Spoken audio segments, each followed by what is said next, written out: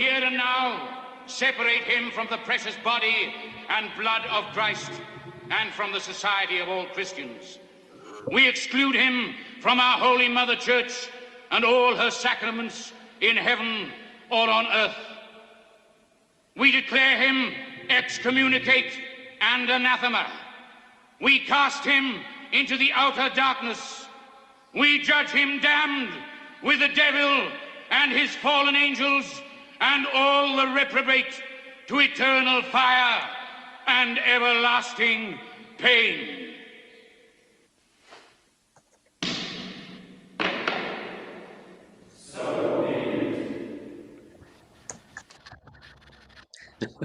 Saint Thomas Becket, the man, the legend, one of the greatest saints of the Middle Ages, one of the very essential, causes of pilgrimage to Canterbury.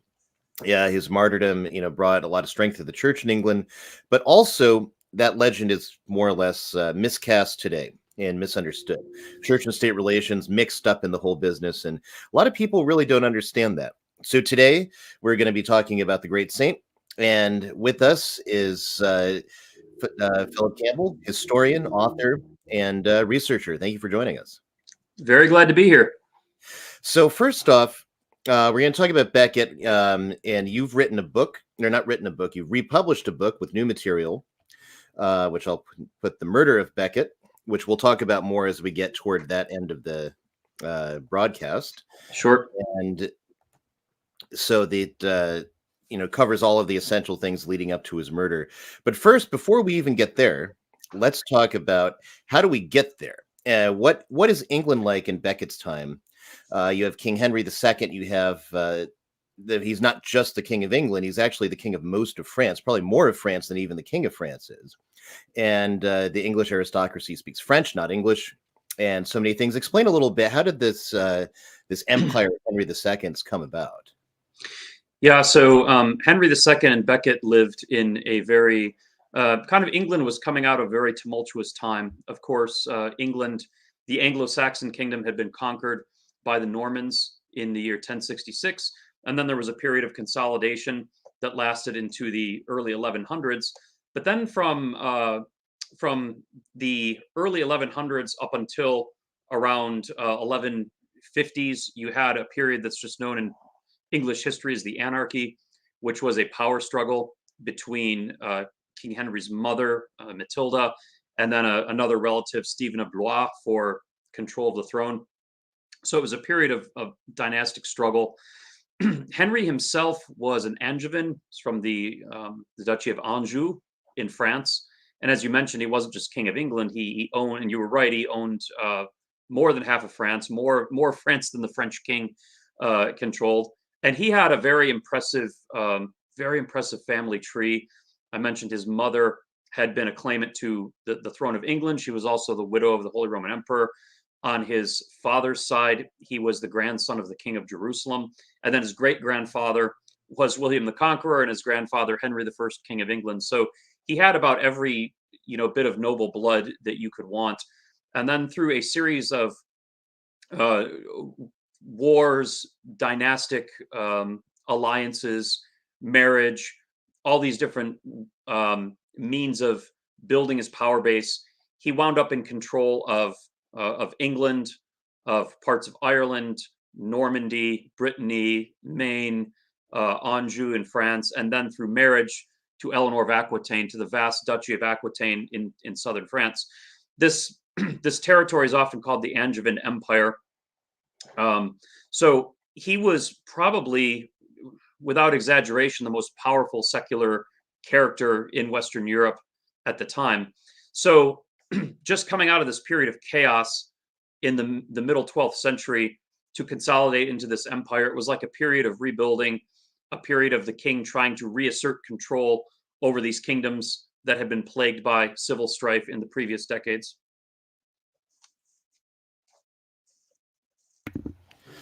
And in the course of this, so you have so much territory: Aquitaine, Normandy, Brittany, England. How often was Henry actually in England?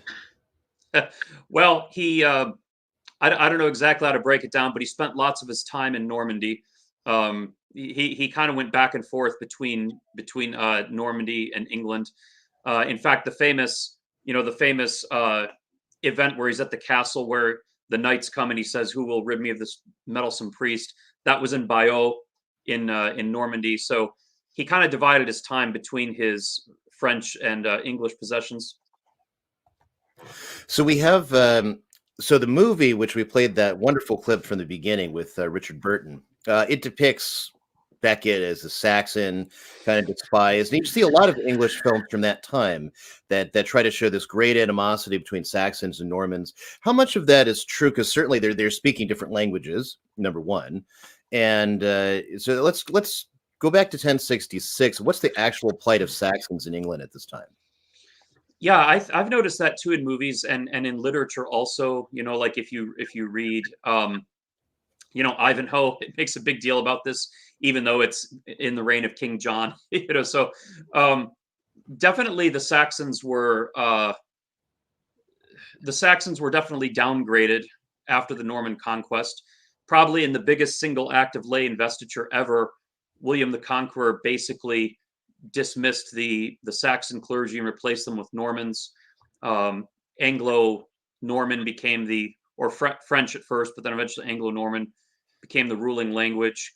All the major landholders became Normans. So politically, the Saxons were entirely disenfranchised, but I don't think it's as severe as the movies make. It wasn't like the movies kind of view everything through this modern prism of nationalism, almost like the Saxons are like a nationalist minority, that's pushing for Saxon rights.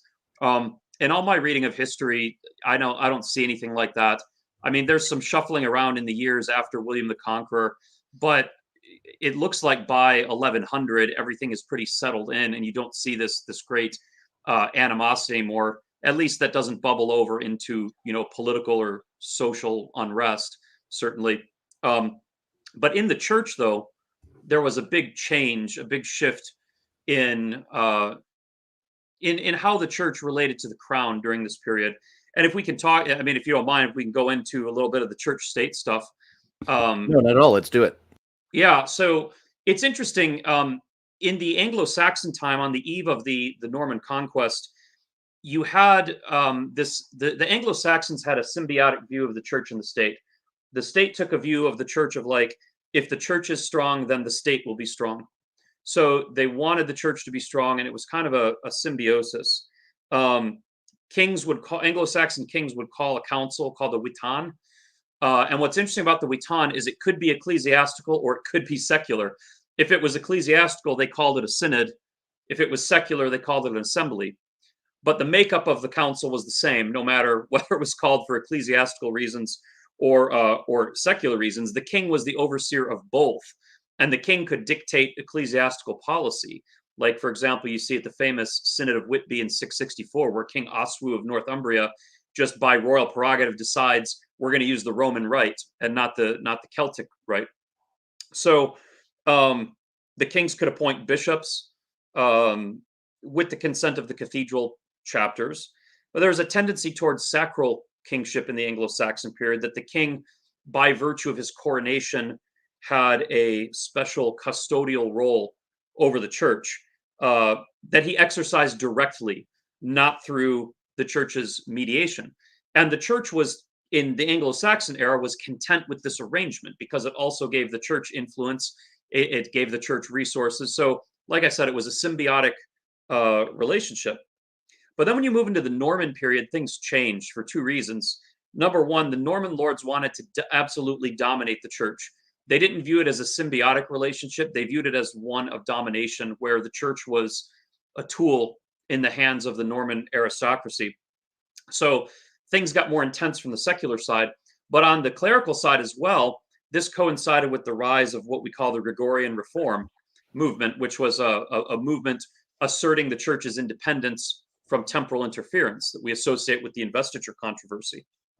So moving to the Norman period, you start seeing these conflicts, like King William Rufus, King Henry I. They both had big blowouts with the church in the person of St. Anselm of Canterbury, who refused to sanction lay investiture.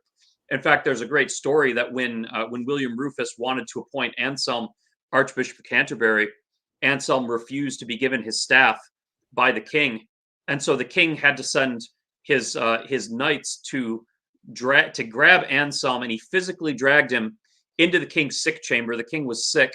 The king had the staff in his hand, and they dragged Anselm to his bedside, and he forcibly thrust the staff into Anselm's hand to get him to accept the archbishopric. So you start having these conflicts over the prerogatives, and the Norman view of things is more like, if the church is too strong, then we're going to be weak, so we have to keep the church more subservient. But then you get into the period of the anarchy, which we mentioned between Matilda and Stephen of Blois. And Stephen is a supporter of the Gregorian reform. His brother is Henry of Winchester, who is a notable reformer. And Stephen makes like these charters of promises of liberties to the church in order to try to gain influence and to consolidate his position against his rival. He promises the church a bunch of things. Matilda will do the same thing. So the crown sort of yields a lot of authority back to the church during the anarchy. So when Henry I comes to the throne, he's looking at, Henry II. When he comes to the throne, he's looking at, I need to get back some of the power that the Norman lords once exercised over the church. And that's really his ideal. He wants to reset the status quo back to what he perceives to be how it was in the time of William the Conqueror. But of course, things have changed significantly since 1066. You've had the Gregorian reform, the investiture controversy, and he's simply not going to be able to go back. So that's kind of like the macro setting for the conflict between Henry and Becket. And I mean, we can talk more about the details if you want, but that's kind of like the big picture. So Thomas Becket, so again, the Richard Burton movie, which I would love to recommend, except it's got some very lurid things into it. So you can already see this. Hey, kids, let's watch this movie about a Catholic saint. Because they have a few scenes of Henry II. It's right when you turn it on, too. Yeah, I know. It's right away. The very first thing. And Beckett's looking at betting him in his bedtime adventures with various women in the kingdom. So no, parents do not go out and get Richard Burton's Becket and say, oh, kids, look, a saint movie. That's actually not a good idea. But in the movie, they depict Becket as a Saxon of low birth, that Henry's taken some mercy on and elevated. And that's just simply not true. He was actually a Norman, Becket was.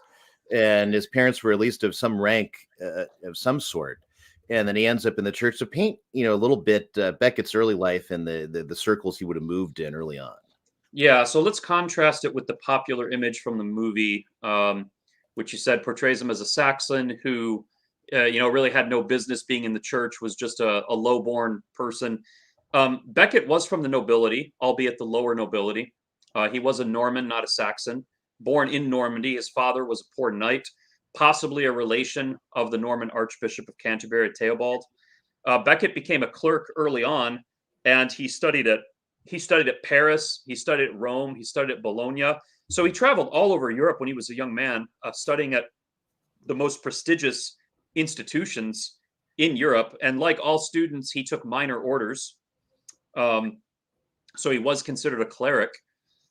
He was a sharp mind, excellent student. His services were eagerly sought after. So after his studies, he became a secretary to Archbishop Theobald and was ordained to the diaconate, which a lot of people are under the impression that Becket was a layman, that he was just a lay guy that got, invested, but he certainly wasn't. He was a deacon.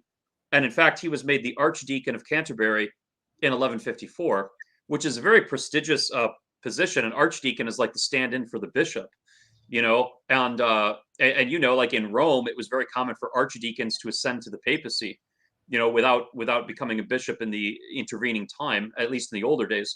So archdeacon was a very high clerical position.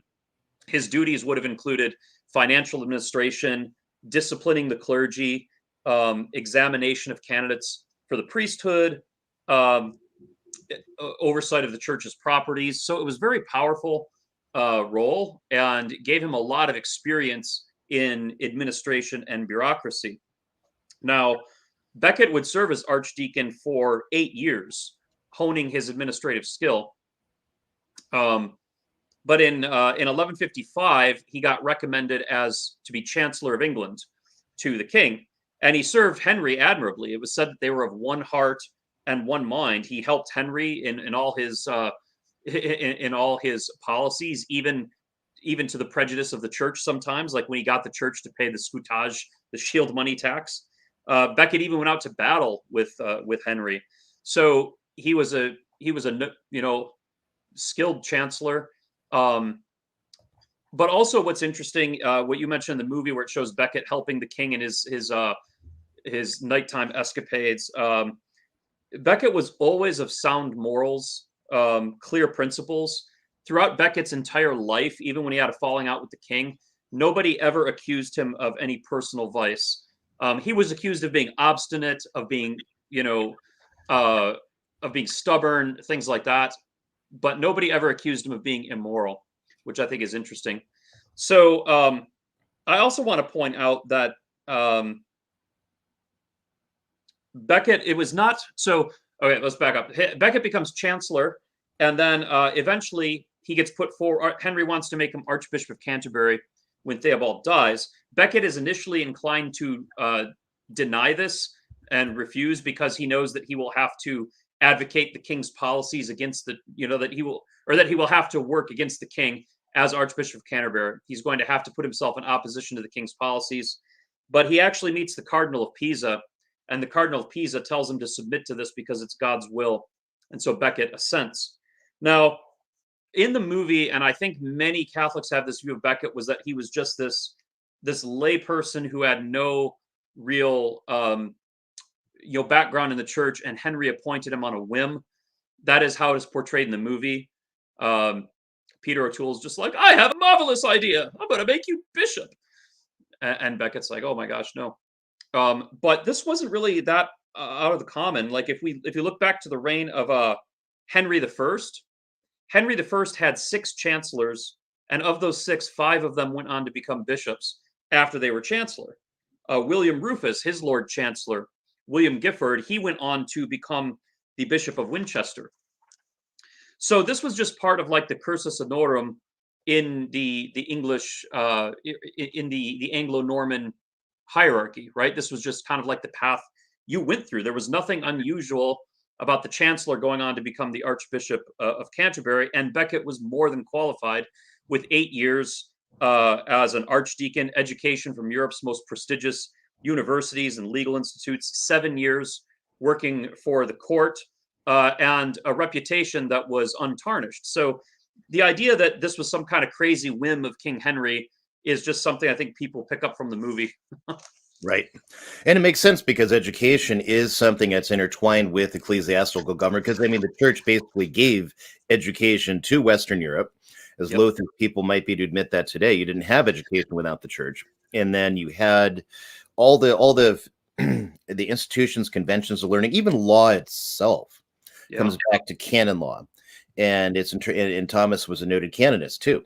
So you have all of these things come together, and throughout England's history too, all the way through Henry VIII, a great number of chancellors and officials are clergy. Even under when Henry VIII becomes king, Archbishop Warham and Bishop Fox are the chancellor and the Lord of the Exchequer, respectively. And and he receives those from his father.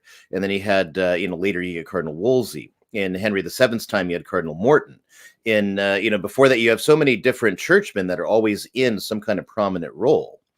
So it's not at all out of the ordinary or ridiculous. No, and this was specifically, like you said, because of their education, because they were simply the most highly qualified persons in Europe at the time to fulfill those roles. So the way you'll get this in secular narration, even in various documentaries from very educated people, is Becket was the king's friend, and then he becomes the bishop, and he goes native, as it were. He starts defending the interest of the church against Henry. So explain this a little bit about Becket supposedly going native. And is there because the movie makes it look like he's a practical atheist, and then all of a sudden is bishop, and now he's like, oh man, I gotta fight for the church now. Yeah. If you really, I mean, the movie, it's fun to watch, and I love the acting and the scenes. But when you start to break it down and deconstruct it, you're like, this doesn't make any sense, like how it sets it up. But the interesting thing about Becket going native is, like, he even warns the king about it before he appoints him. He says, if you appoint me, I'm going to have to oppose your interests in the interest of the church. It's like he already knows that's what's going to happen. And he goes from helping Henry pursue his policies to squeezing or helping Henry squeeze the church, to defending the church's prerogatives zealously. And what's interesting is that the cause of his change of heart is mysterious. Like, even his contemporary chroniclers comment on this. His biographers in his own day were kind of mystified by it. Some say spiritual, a more intense spiritual conversion, bureaucratic mindset. Modern commentators try to psychologize Becket and say, like, oh, he was insecure about his humble background, so he had something to prove. I don't know. Maybe a little bit of all of it. My guess is that Becket had a legal mind. He had a bureaucratic mind. I think he had the mind of, like, what we might think of like an attorney general, whose job is to advocate for the policy of whatever administration they work for, right? And Becket knows, hey, if I'm the head of the church, I have to advocate for the church's policy. Now, I think that was his initial view, but after he gets into the archbishopric, I do believe personally that the grace of the office worked upon him, and that he became more thoroughly convinced of the church's right here, and did begin to take it more seriously. There's evidence we can talk about when we get to the murder, that Becket was personally, privately, practicing ascetical practices, and really taking his spiritual life seriously. So I think at first it was just kind of that legal mindset of, I have to advocate for whatever office I'm working for, then transforming by the grace of the priesthood and the episcopacy into something more profound. That's my theory, though, but there's nothing in the documents that explain his going native. And like I said, even those who lived during this time were kind of mystified by it.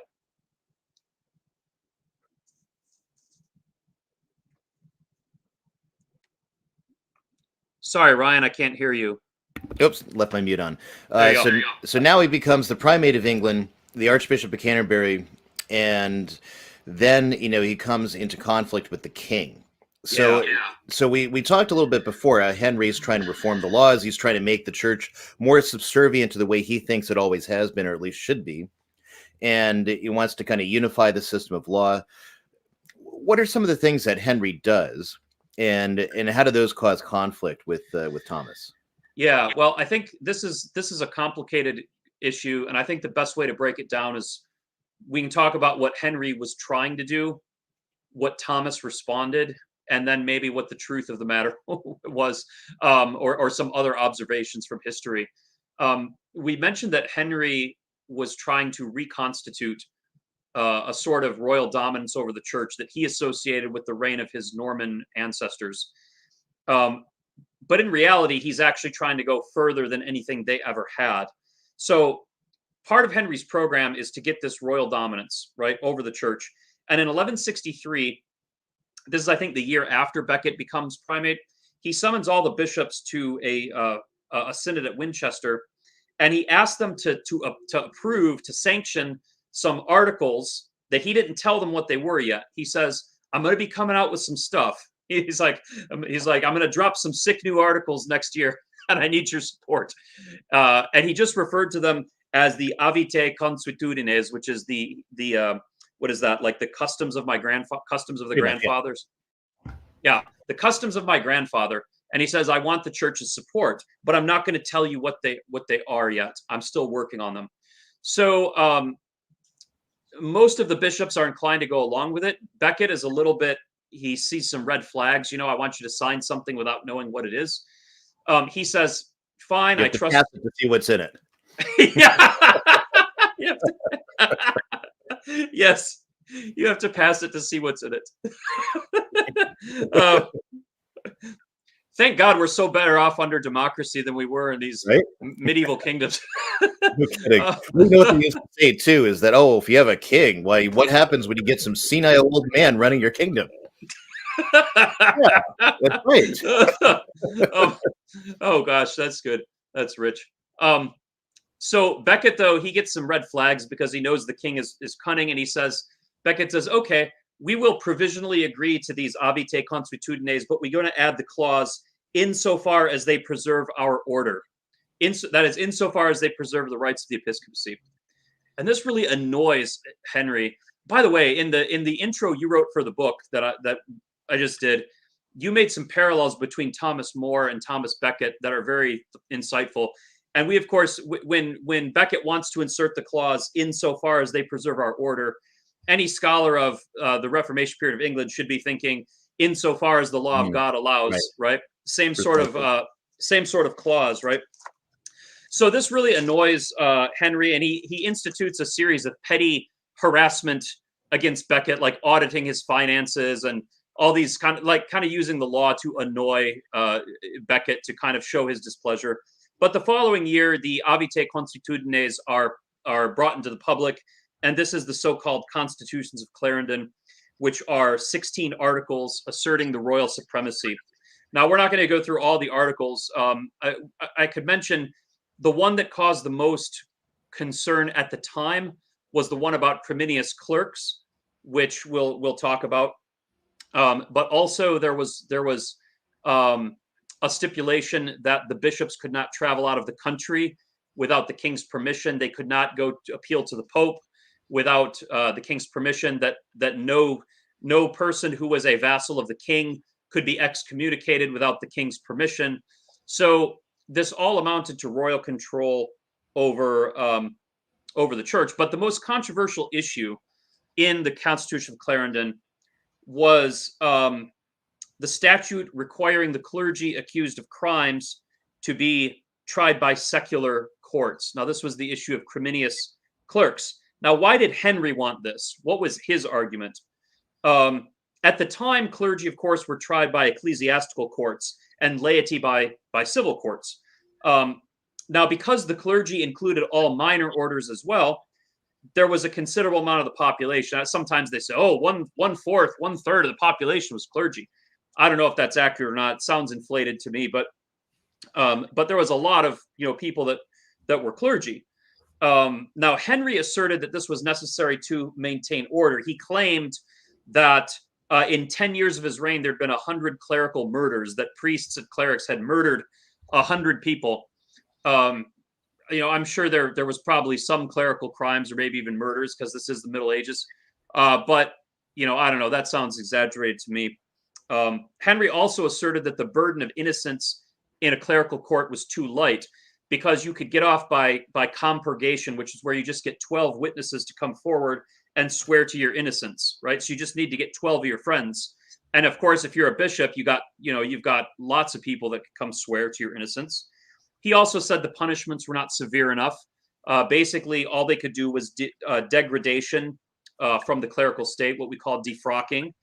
And I think they also allowed flogging on some circumstances.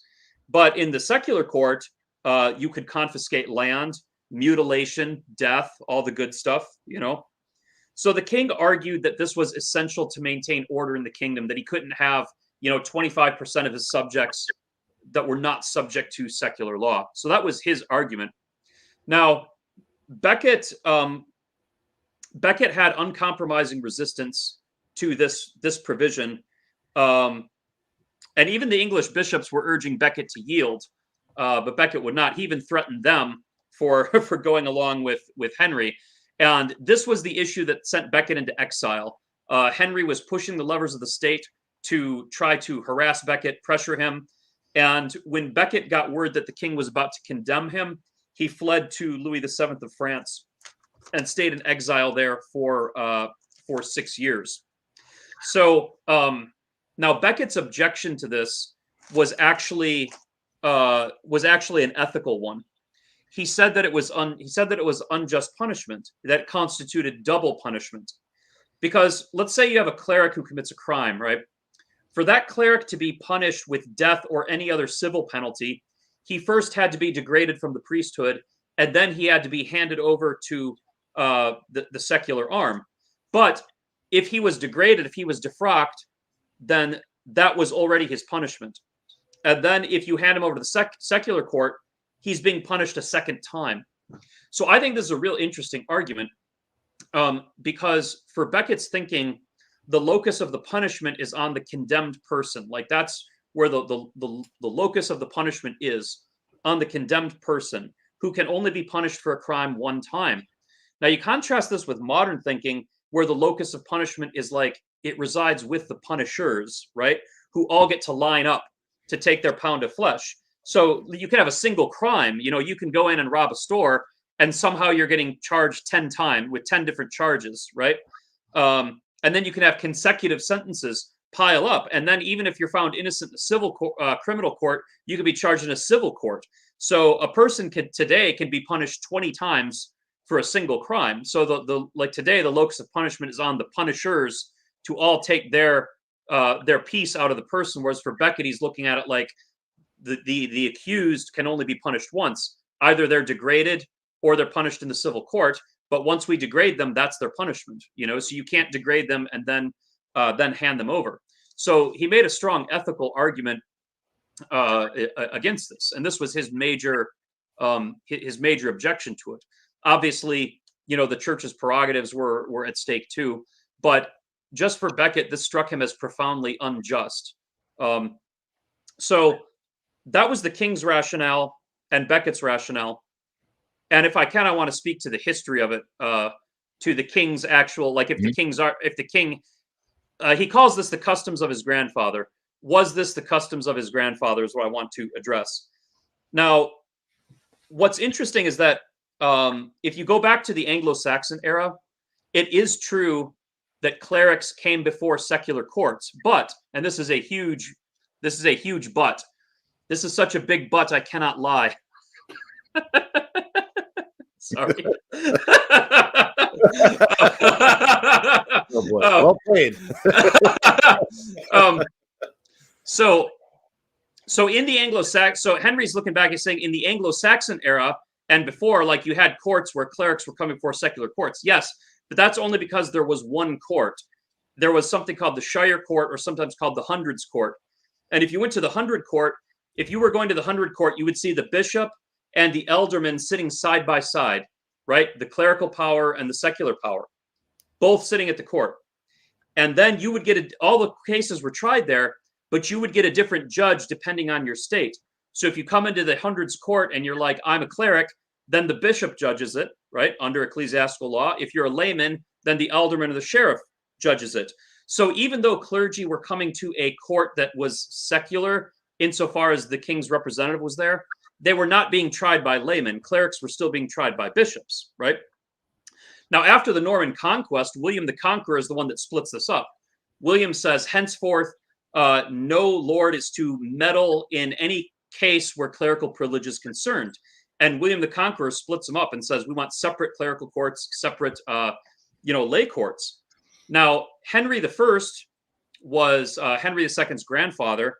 And in the laws of Henry I, we can find a law that says specifically, and this is in his collection of laws, the Leges Henrici, it says no accusation, be it for a grave crime, be it for a light offense, is to be brought against any ordained clerk except before his bishop. And then a few years later in the Decretals of Gratian, only 5 years after the death of Henry I, it says, it's understood that a clergyman is not to be brought before the public courts, either in a civil or criminal case, unless the bishop refuses to pass judgment. So Henry II was trying to frame the constitutions of Clarendon as a restoration, right, of the powers that were executed under his grandfather. But the English kings before Henry II had never exercised the right to try clerics in lay courts. This was an innovation that Henry was pushing under a guise of return to ancient practice, I think in the hopes that the anarchy of the previous 30 years had kind of erased people's memory about what it was like under the earlier kings. So there never was a custom, as far as anyone can tell, of lay courts trying clerics. It was something that Henry was pushing, a novelty. Indeed. So let's talk about Becket's exile from France, or to France. Yeah. And he flees Henry And at this time, he's even seeking to be released from the bishopric of Canterbury. So, what kind of things does he busy himself with in France? I understand he meets Pope Alexander III at some point here. Yeah, he does meet Alexander III, and Alexander III supports Becket against the Constitutions of Clarendon because the Pope can see that that papal, papal prerogative is on the line here as well. The constitutions say that a bishop can't travel to Rome to consult the Pope without the king's permission, and it also has this vague line that that the bishop can't do anything contrary to the interests of the kingdom. That can be interpreted very, very broadly, right? But Alexander III was a little bit more diplomatic. He was hoping there was a more diplomatic solution. Becket proposed excommunicating Henry and all his supporters, but Alexander ordered Becket to do nothing.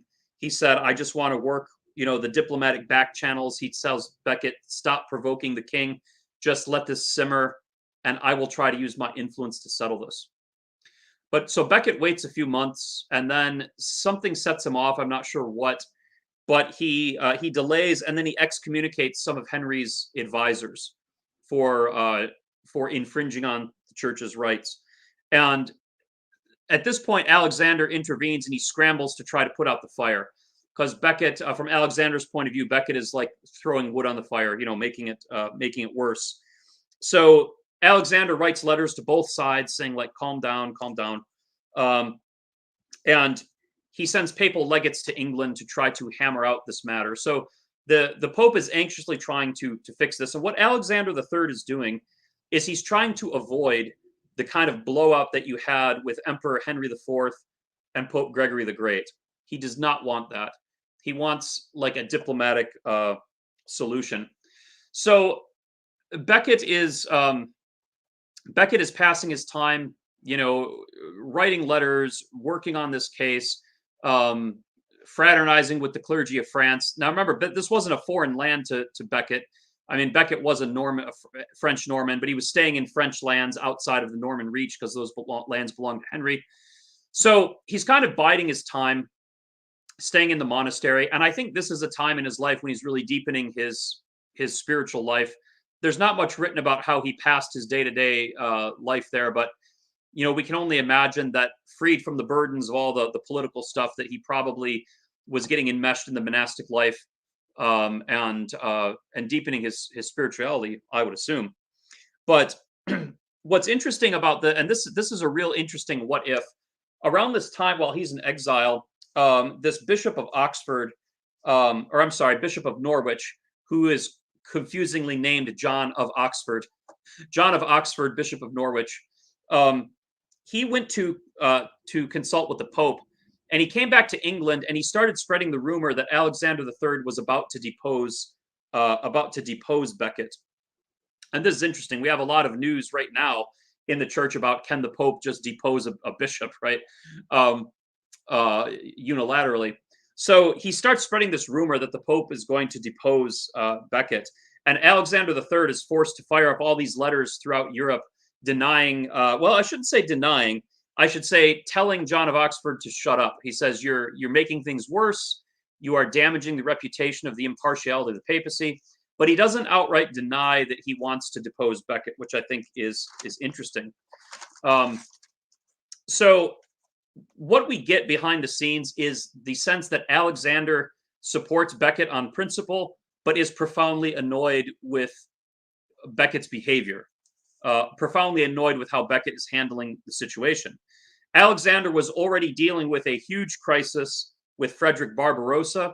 He had an anti-pope that he was dealing with, and I think he was just profoundly irritated at the way that Becket seemed to be, from his point of view, making the situation worse. So he was in no mood. The Pope was in no mood to pick a fight with King Henry, the second most powerful European monarch at the time. So I think Alexander was principled, but he was not foolish. He's already fighting with Barbarossa. He doesn't want to fight with King Henry. So at this point, Becket escalates things by again excommunicating 7 more royal officials with no prior warning, and against the Pope's advice. The Pope had advised him not to excommunicate any more individuals, and he excommunicated 7 more. Now, at this point, Alexander felt like he was close to reaching a settlement, and then Becket kind of threw a wrench in everything by excommunicating these people. You get the impression, too, that Becket and Alexander aren't communicating well about what the other is up to, right? So Alexander has to kind of take the wind out of Becket's sails by allowing the excommunicated to be absolved by the Archbishop of Rouen. You know, if someone's solemn excommunication is supposed to be reserved to the Pope to absolve. That's the way Becket intended these excommunications. So the Pope has to negate Becket and say, no, you can go to the Archbishop of Rouen and he will absolve you instead of coming to Rome, which Becket disliked. But what are you going to do? It was the Pope, you know. So this is how things are going. Just a lot of wrangling while he's in France. Right. Do you get the sense here too that Becket is just going too far? He's just pushing too hard at this stage. I think so. I mean, I understand his objections, but you know, when you really dig into the history and get past like the hagiography of it, it's difficult to find reasons to justify why Becket did some of these things, like excommunicating 7 officials with no prior warning, no admonition, anything like that. You know, excommunication is supposed to be the last, resort. And it seems like Becket is just getting a little loose with it. These aren't even the last excommunications he'll do. He's got some more up his sleeve still. So yeah, I mean, I think he was a little, overzealous, and I can understand Alexander III's frustration. I mean, Alexander III was one of the greatest canonist pope of the middle, maybe other than Innocent III, Right. But he was, I mean, Alexander III knew diplomacy, he knew law, he was brilliant. And, I think Alexander was right that a more nuanced diplomatic approach was needed here. But, I think there was just a lot of bad blood between Becket and these people, and it was, making things hotter. So, but yeah, I would agree with that assessment. So now Henry II comes to France, and there is an attempt at reconciliation, and the chroniclers tell the story that Becket, made up with Henry, but he knew he was going back to England to die. Let's talk a little bit about that. How does this reconciliation come about? And was it kind of, as the chroniclers of the time say, that he saw his end coming, or was this kind of something more accidental? Well, yeah. So so what brings about the reconciliation is the issue of the crowning of Henry's heir. Of course, Becket is away in France, so Henry has his heir crowned by the Archbishop of York. Becket considers this an infringement on the rights of Canterbury that had traditional prerogatives to crown the king's successors, right? So Becket lays an interdict on England, on all of England. He's like, interdict for this. Now, Henry wanted to avoid this, and so he goes to see Becket, and they negotiate a return. And here's what Henry proposes. He says, I will see to it that I will make amends for the infringement on Canterbury's rights.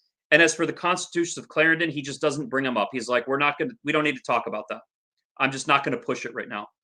My personal theory, at the time, Becket was already in his mid-50s. Henry was still in his 30s, and is like 37. I think Henry's plan was to simply wait for Becket to die at this point and push the constitutions of Clarendon once Becket died. That's my theory. But so Becket said, okay, I'll return to England on those terms. And he comes back. Now, remember, the king had said, I will amend you the infringement of Canterbury's rights regarding this thing with York. Becket agrees to that. And he comes back to England. And then immediately when he returns to England, he excommunicates the Bishop of York and those who had crowned the prince. This is the event that throws Henry into the paroxysm of rage that leads him to utter his famous words, which we need to talk about. But when Becket went back, I think, I don't know, the chroniclers all say that he knew that he was in trouble when he went back. But what I didn't know until I really started digging into the chronicles is that there was like campaigns of harassment and terrorism against Becket as soon as he got back to England by the king's supporters. When Becket got back to his estate, one of the king's supporters came into his stables and chopped the tails off his horses and mules, which was the medieval equivalent of like breaking the windows out of your car. You know, they went into his cellar and they beat up his cellarer and stole his wine. You know, so there was like these coordinated, like maybe terrorism's too strong a word, but vandalism, you know, against Becket's person and his property. You know, rumors going through the street, like people telling him like, you're a dead man, you know, this sort of stuff. And it really worked on Becket's consciousness. He like when he gave his homily at Christmas that year, he brought up in his homily, he's like, some people came and chopped the tail off my mule, and this is going on, this is unjust. And then he excommunicated he excommunicated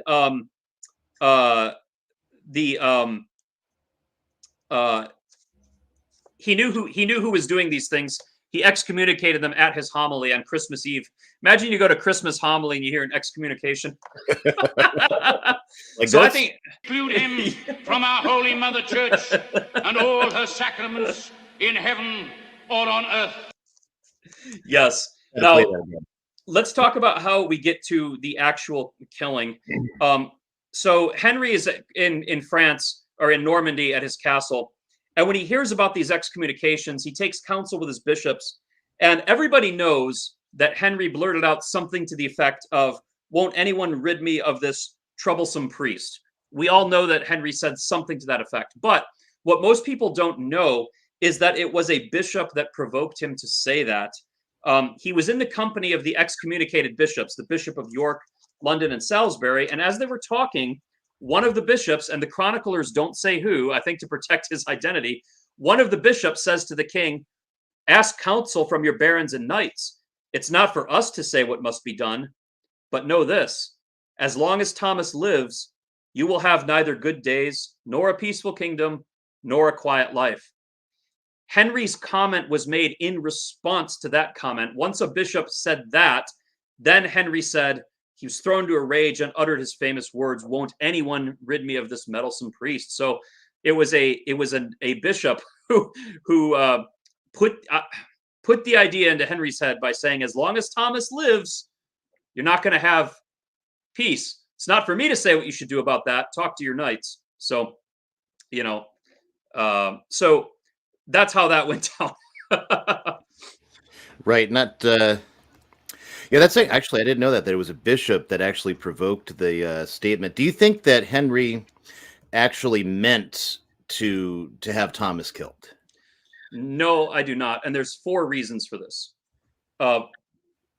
First, there was 4 knights, Fitzhurst, Tracy, LeBret, and Morville. When they left the castle to go to England, they all took separate routes to cover their tracks. Mm-hmm. If they were on a mission from the king, why would they be trying to cover their tracks from the king's castle to the English Channel? They clearly didn't want to be followed, but if the king ordered them, why would the king follow them, right? The second reason is that when Henry discovered they were gone, he sent 3 courtiers to overtake them and stop them from crossing the channel. But they'd already crossed the channel by the time the 3 couriers reached it. Number 3, when the knights first entered the cathedral, they left all their weapons outside.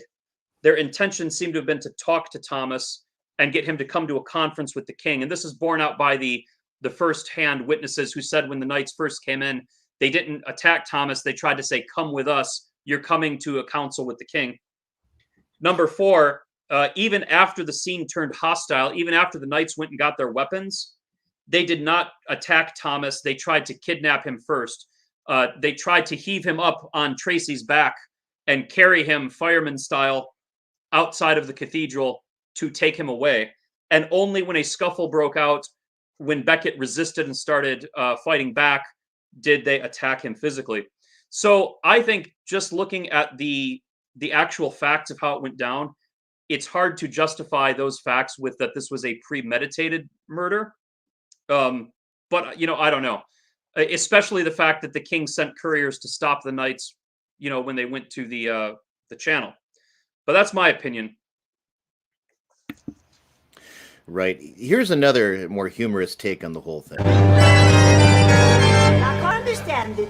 Edmund doesn't even like religion. That's impossible. is the Archbishop of Canterbury. Yes, and the Archbishop of Canterbury is also a naughty little boy, whose bottom I had to smack for relieving himself in default. Oh, that was a long time ago. It was last Thursday.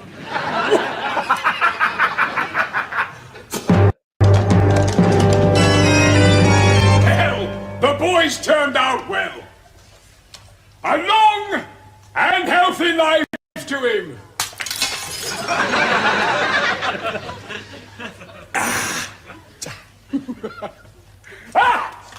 I thank God that in my lifetime, never again shall I have to say, who will rid me of this turbulent priest?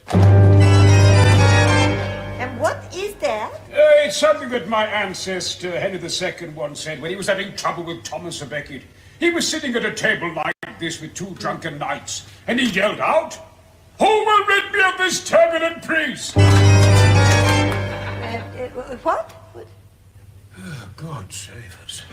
I said, who will rid me of this turbulent priest? Meaning who? The Archbishop of Canterbury, of course!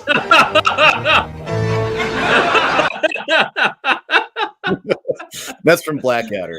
Oh gosh. Nobody opens his mouth as wide as Brian Blessed does. No. That's great. No, well, I think the reality of the situation was somewhere between premeditated murder and that. Right. Although it seems that Henry had a good bet that Thomas of Becket is going to die at some point. Yeah. I think he had a good bet about that, but in terms of that week, probably not. I can't imagine the king wanted to. He'd worked so hard to smooth things over with the church, with the Pope and everything, and then he's going to intentionally murder the Archbishop of Canterbury right in the octave of Christmas in his cathedral. I have a hard time believing that the king intended that in a literal sense. It seems to be that the knights were going to kidnap Becket and force him to come to the king's to call on the king, and then force some kind of settlement on Becket while he was in duress. Right now, there a lot of people, because there's some artwork that seems to give this notion. They think that he was killed during Mass, but what was he actually doing when the knights showed up? He was eating dinner. When the night. So this took a while. It didn't happen in a minute. He was eating dinner when the knights showed up, and they came into the dining room, and they got into an argument. The king's men were hostile in Becket's presence, and this was actually right before Vespers. Okay, he was eating dinner before Vespers in the dining hall, and Becket accused them of betraying fealty to him because Becket was chancellor, and he said, "You all swore oaths to me as chancellor, and now you're betraying your fealty." And they denied that they owed him anything, and they made fun of him. They said he threatened to excommunicate them. One of the knights said, "Who haven't you excommunicated?" which I think is funny. So then I think they plan to kidnap him, and Fitzer says, "Whoever is the king's man, get out of the way. Like if you're on our side, stand aside, because we're going to seize this fella." They all go out to get their arms. They left him outside. So they get their arms, and then they lock all the entryways to the cathedral so the people of the town can't come in. And this was what's embarrassing, is that they had aid from members of the cathedral chapter themselves. Members of the cathedral chapter were helping these knights to get Becket to kidnap him or do whatever they're going to do. Becket was still reclining on the couch in his dining room, and his supporters saying, "You need to get out of here." And he's like, Becket says, "I'm prepared to die here."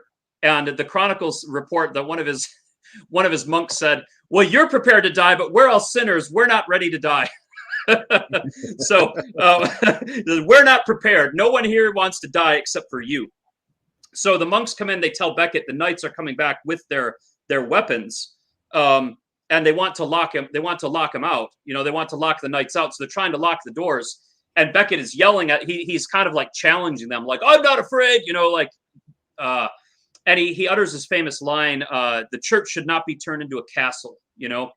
So the real scene is Becket's in his dining hall, and he's kind of like yelling, like, bring it on, basically. I'm paraphrasing. And the monks are like restraining him, you know, and the monks are locking the doors. The knights end up breaking down the doors with these workmen's axes.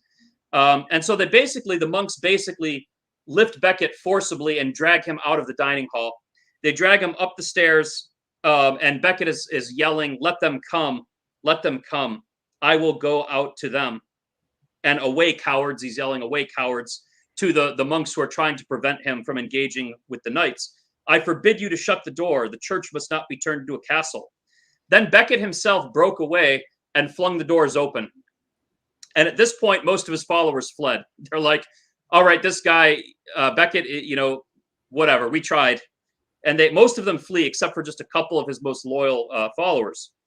So they drag him up into the transept, where the monks are chanting Vespers, and it's all dark, right? This is evening.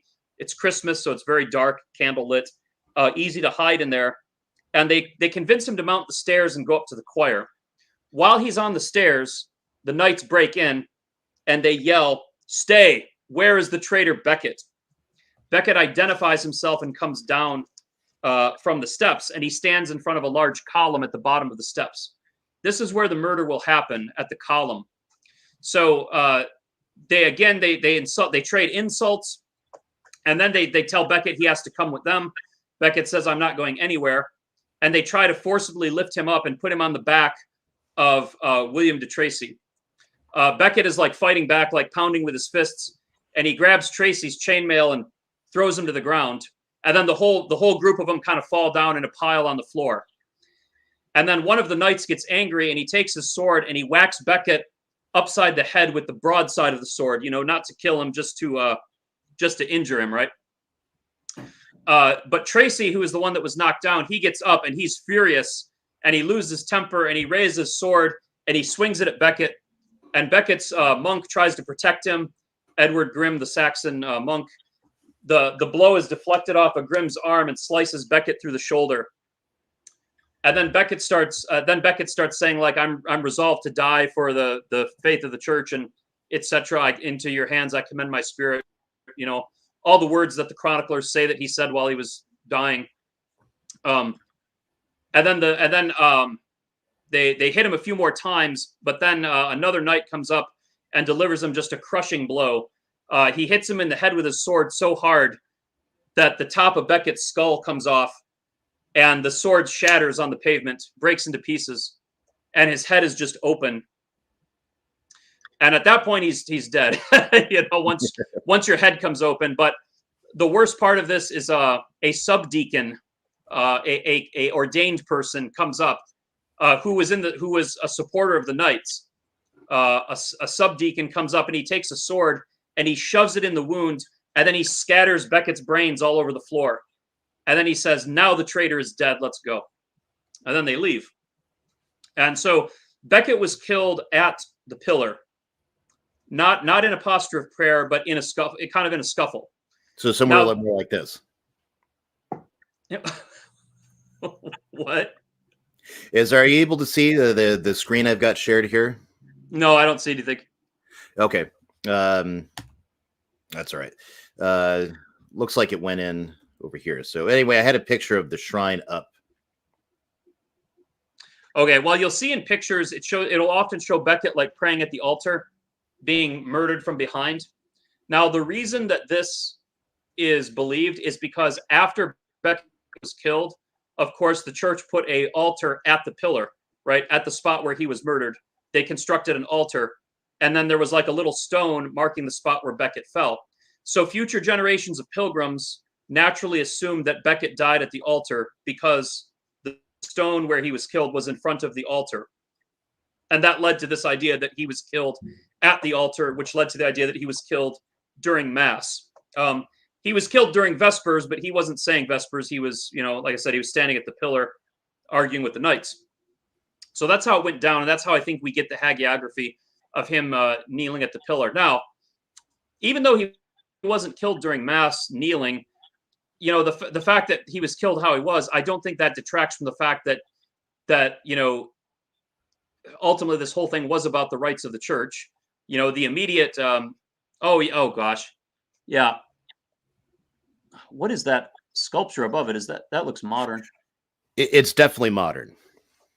Yeah, So, it's but like this is fine. They have set up the Canterbury currently. yeah, it's like Game of Thrones architecture. Right. Yeah. So the immediate cause of Becket's death was this debate over York versus Canterbury, right? And the coronation of the king's heir. But this took place in a larger context of church-state struggle that was going on throughout this whole century. So I don't think it makes Becket any less a martyr, you know, of the church than that he didn't die praying at mass. You know, the church declared him a martyr right away. It was evident that he died, for the honor of the church and for the prerogatives of his see, you know, against royal incursion. So, but that's where we get that idea of him being killed at mass. Right. Makes sense. So then the aftermath of his death, the hair shirt is discovered on Becket. And so immediately it's declared he's a saint, and he's held as a martyr all around. How does Henry respond to this once he finds out about what took place? Yeah, well, what's interesting is when Becket first died, the monks are going around his body, and at first the reaction of the chapter is like, "Oh, what a shame! Blood has been shed in the cathedral." But still, that's what happens when you resist the will of the king, you know. But then they discover the hair shirt, and they discover that Becket was practicing asceticism, and they start saying, "Oh, we had a saint in our midst, and we didn't know it." You know, when Henry hears about it, he is, well, I don't know. The chroniclers kind of point him as not necessarily horrified, but repentant. You know, kind of like, "Oh no, I didn't intend this to happen." I think his response is one of like, "Oh great, my situation just got way more complicated now." You know, like, "Oh gosh, like now what's going to happen?" You know. Shortly after, he's forced to swear oaths that he had nothing to do with it. You know, not by way of intending it or facilitating it. This was before he could do penance. It was declared that he should do penance for the death, because even if Henry didn't deliberately will for Becket to be murdered, it definitely, his words are the immediate cause of the murder, right? That's what sent the knights off. So the king had some blame, you know. So he was willing to make amends. I mean, the idea of Henry II doing this, you know, kneeling before Becket's tomb, taking blows from every member of the chapter. I think each monk gave him 2 blows or something, which is funny because in the movie it shows, I think there's just 2 monks whipping him, you know. But the way it really went down was every member of the chapter got a certain amount of blows, and they processed by in a line, and everyone gave him a blow. Now, what I'd love to know is if they were real blows or not, or if someone told them like, "Hey, look, this is the king, like hit him with kid gloves," you know, like, or if they were really like whack, Right. you know. Well, every day you get to hit a king. Yeah. So, but if Henry wasn't truly, if Henry didn't truly think this was a disaster, if he didn't truly think that this was something that needed to be made up for, that peace needed to be attained, I can't imagine a man of the will and determined. I mean, can you imagine Henry VIII doing this? You know, No, or I mean, never. and Henry II was just as determined as Henry VIII. He had an iron will. But unlike Henry VIII, Henry II actually wanted to be in communion with the church. So I can't imagine he wouldn't have done that if he wasn't truly wanting to make amends in some sense. Mute. Take your mute off. Did it again. What's the effect on church and state relations following this particular event? Did Becket's stand ultimately help the church, or was it all in vain? Well, it helped. It helped. I mean, the constitutions of Clarendon. Now, later, the provisions of Clarendon are going to creep back in through various kings over various times. I think in the 1300s, you get some provisions of it that creep back in. Henry VIII certainly will bring back the substance of them, but in the short term, I think it helped the church. You'll see King John and King Richard trying to push for trying to push for similar things like the constitutions, but they don't go anywhere. Of course, John ends up getting England placed under interdict by Innocent III, who ends up being the receiving England as a papal fief, right? But in terms of the church's moral life, I mean, Becket was the first notable martyr in a long time, right?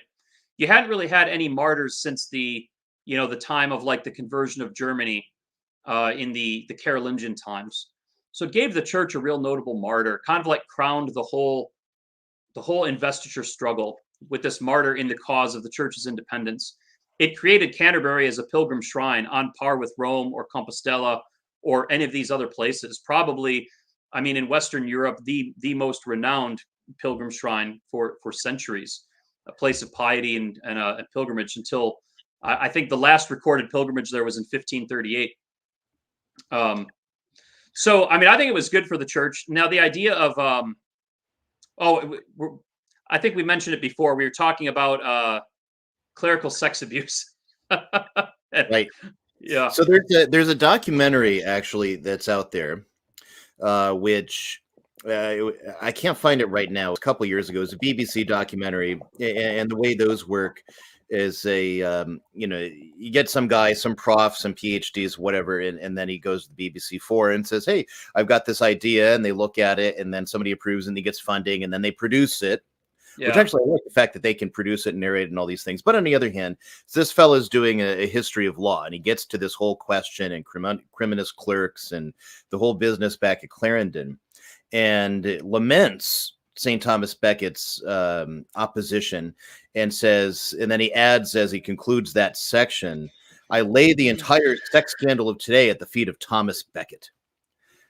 How legitimate is that in terms of church governance, church prosecution of criminals, etc.? Because some people will look at it as like, hey, well, if the medieval system was there and the church was just the one to judge these pedophile priests or whatnot, what's all their friends, and they just let them off, and so this seems to be a popular idea with people. So the idea that if secular courts were in charge of this, that the justice would be completely pure and untainted, and that's what they seem to think, albeit then you have the current nominee for the Supreme Court that lets them off light. So the one that doesn't know what a woman is? Right, that one. Yeah, well, so number one, it's ridiculous to think that just because you have a secular court means that the quality of the justice is going to be better, right? I mean, it's kind of like, oh, geez, I guess secular courts never take away people's freedom or are never corrupt, right? That's kind of ridiculous. Never happened. Yeah. Also, the idea that a church court can't adequately deal with that isn't accurate either, because clerical sex abuse has to do with corruption of the clergy, not with the clergy. It's qua clergy, right? I mean, there's been times in church history where clerical sex abuse has been dealt with extreme harshness. I don't remember which Italian city, but during the Renaissance, there was places where if you got caught something like that, you were sentenced to row in the galleys for 10 years. Mm-hmm. So it's not as if the church was inept at dealing with this, so that putting something under the secular power automatically makes it better. I just think that's ridiculous. It's easy to imagine that other groups would have handled it better than the church did today, but it's precisely because the church isn't living up to today what it should be that we have these problems, because the church isn't exercising its full, isn't being what it should, right? So if anything, I think these problems get worse when the church is weaker, not when it's stronger, right? Not when it's flourishing. But at any rate, it doesn't really make any sense. And the idea that like, oh, if we give the state more control over things, it'll be better. That's just like, I mean, where's that? Yeah, that always works, right? And I think people need to keep this. I do think people need to keep this in mind, though, that there's a lot of groups and organizations out there today. They're like, well, we need these lay boards to judge these cases. We need lay control over these things. That is just, I understand the frustration, but that is just not the Catholic way of looking at this. It's just not the Catholic way of looking at this. And really, and you and I have talked about this for years, but modern people have a profound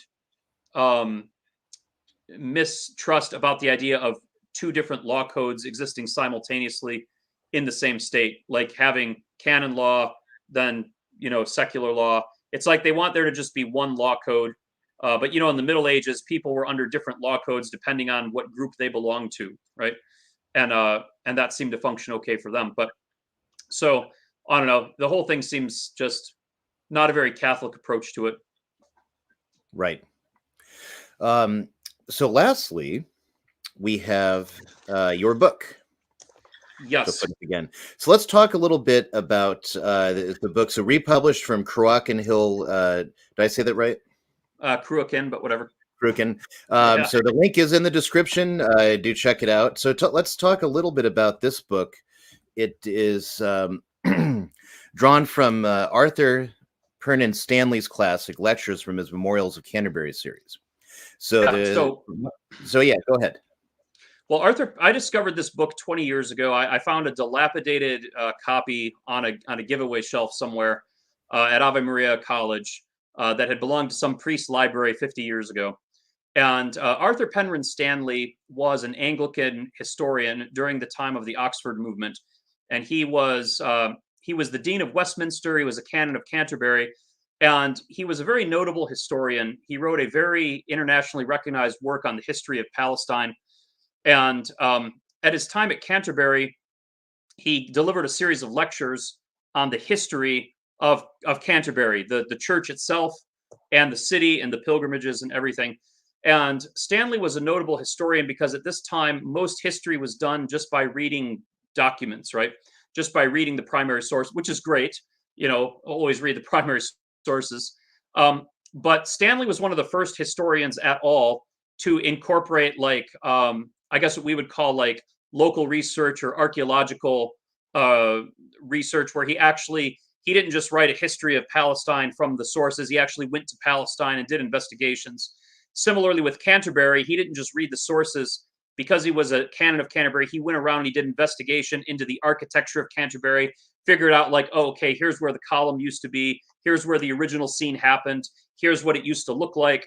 So he was very notable for bringing in like actual localized empirical observations and archaeology into his history. So I read this book when I was in college. I loved it. It's drawn entirely from the archaeology and the primary sources. It gives you way more information about the Church of Canterbury, the details leading up to the murder itself, the murderers, Canterbury as a shrine. Most of the book, part one, focuses on the murder itself. The book starts with Becket's return from exile. So the whole first half of the book is centered just on the murder. And then the second half of the book is about the history of Canterbury as a pilgrimage site and what it was like going to Canterbury, and then the dissolution. Stanley I mentioned he was an Anglican clergyman during the time of the Oxford movement. He never jumped ship and went to Rome, but he was a peer of Newman, and he defended the Tractarians after Newman converted to Rome. There was a movement in the Anglican Church to expel all the Tractarians from the church. Stanley used his influence at the time as Dean of Westminster to intervene with the See of Canterbury, the Anglican See of Canterbury, and said, no, these Tractarians, even if some of us disagree with them, they're providing very valuable a gift to the church by their research and by their argumentation. So I see him as kind of like the C.S. Lewis of the Tractarian movement. He went so far and then didn't jump ship. So I think this is about the best. It goes into the real nitty gritty of the murder. It's like it tells you where all the people were standing and who struck what blow. And what I really like about it too, and I've never read this in any other Becket biography, is after he details the murder, he goes on an aside and he says, now let's see what happened to the murderers for the rest of their lives. Like, we never think about that. Like, what happened to these 4 knights? Where did they go? And they have some really compelling stories. I'll just tell one. I know we're running up against time, but De Tracy, who was the one that struck the first blow, they all had. Oh, here's what's really interesting, and what ironic, because the constitutions of Clarendon were not passed.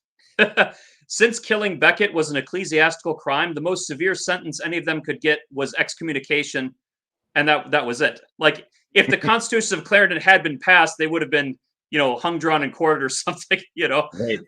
So the very work of Becket preventing that from getting passed is what saved their lives, But anyhow, they were all excommunicated pending doing a pilgrimage to the Holy Land to atone for the crime, and they all made the pilgrimage, except for Tracy.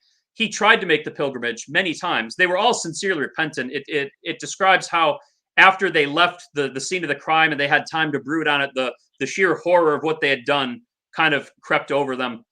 And Tracy tried to go on a pilgrimage many times. He even made it all the way down to the boot of Italy, but he could never get there because there was always adverse weather or the wind stopped him. And I think he died. There's debate about where he died. Some people say he died in Italy, waiting for the winds to change.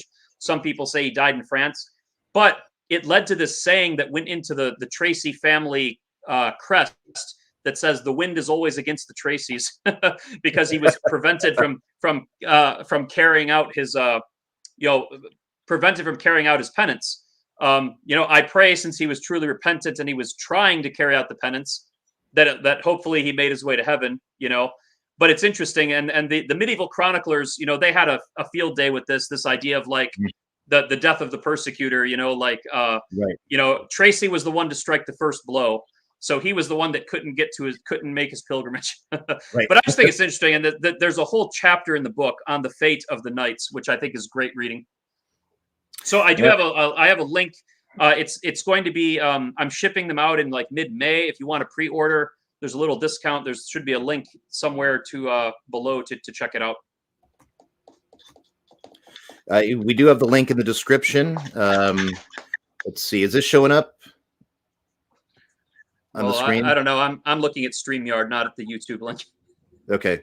It doesn't seem to be. That's weird. But anyway, so was trying to share the screen, but I don't know why that's not working. But anyway, the link is in the description. I also hear you found some imbecile to write a foreword to the book. Yes, some joker named Ryan Grant. Yes, I loved your intro because, like I said, the book picks up a month before Becket's death, so it doesn't touch on any of his early life or the controversy. So your intro basically talks about things leading up to that and kind of completes the narrative. So I loved it. And I also want to mention the book has 2 original translations.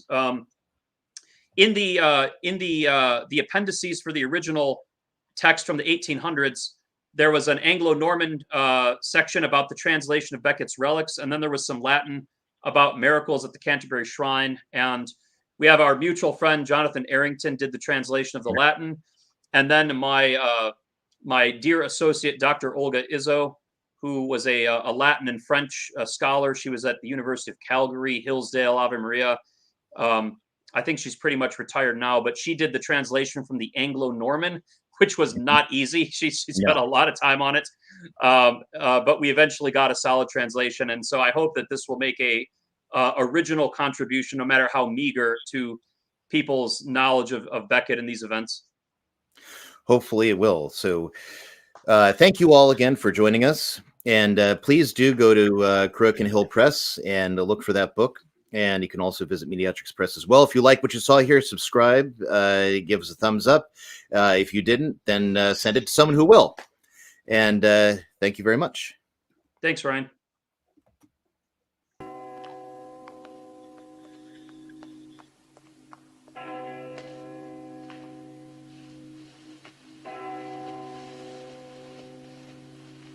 My brothers, as you have been told, your presence here is voluntary. If any of you have second thoughts, you may retire now. Thank you for attending us.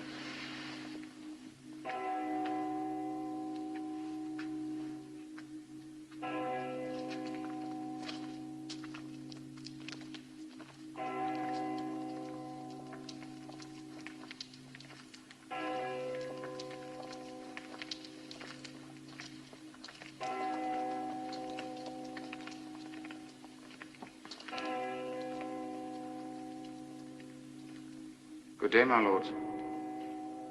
I did not expect to see you at Canterbury. Do you still disagree with my decision?